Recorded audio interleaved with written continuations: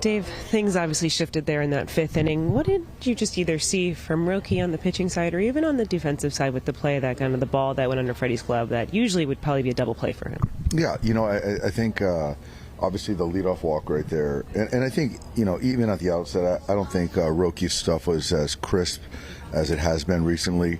You can see that he couldn't land the split, really didn't have command of it. And then, you talk about that inning and, the leadoff walk, then there's a flare in there, and there's a potential double play ball that we just couldn't get a handle on. And then at that point in time, I just thought, didn't do any work on Vargas, and something was out over.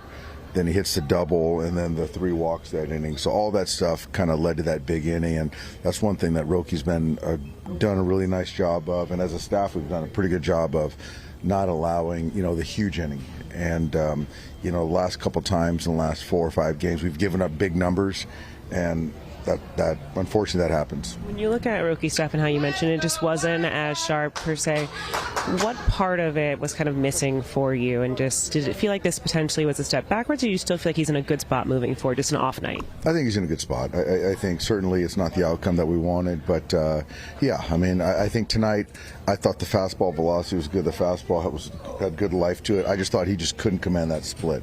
And so you look back the last 7 outings, he's been able to strike it, he's been able to shorten it for swing and miss, and today he just couldn't do that.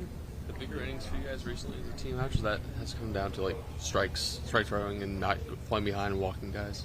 Yeah, that's what it is. I think that you're giving away free bases, and then you're allowing slug. And so when you see numbers of 7 or 5 or 4, 6, those are hard to overcome. But when you can give up 1, 2, 3 limit damage, then you have a chance to win. And as good as our offense is, you just can't. It's hard to weather those innings.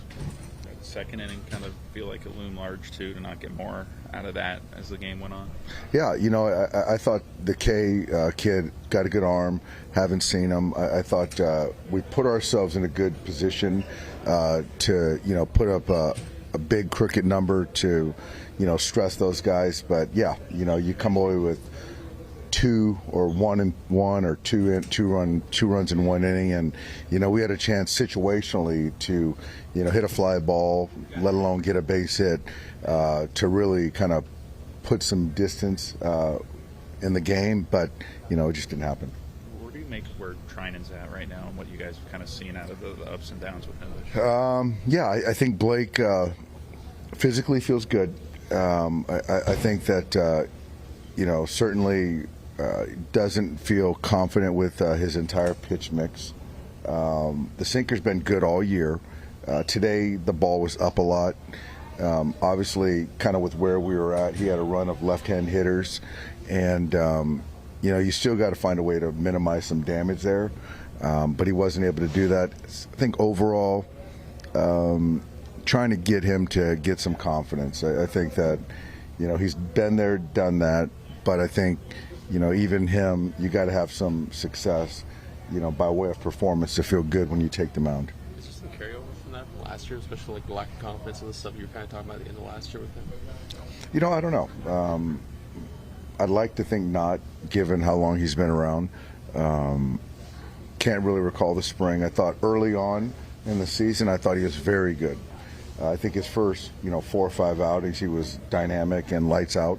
And then at that point on, it just kind of gone south right there. But, got to kind of find a way to get him in some good runs and then reset him and get him on a good run there. Good run here. Do you think that Roki might be a little better equipped to kind of flush a start like this now that he does have more of a foundation of success at this level? I think so. I think so. Yeah. I don't think you can expect him to be, perfect every time out. He's on a good run. He really is. And so it is a good test for a young player that, after he has one like this, how he responds.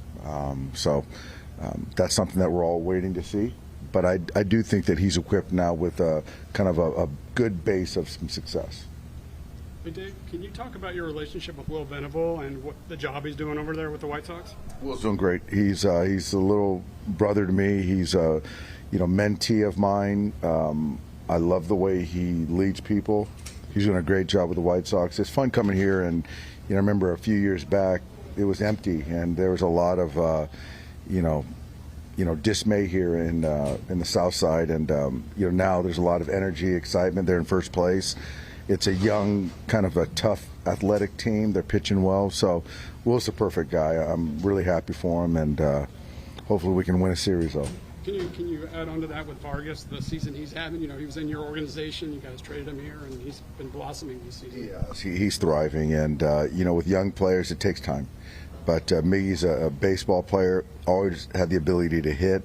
The defense has gotten a lot better. He's in good shape, and so it's seeing him as one of those leaders over there. And obviously Murakami's done a nice job for those guys. But I'm very happy for Vargy. Did Shohei end up doing anything today? He just got treated. So talking to the training staff just right now, I'm optimistic, but I want to get him through tonight, get him here, go through some semblance of a workout, getting his body ready, and then we'll go from there.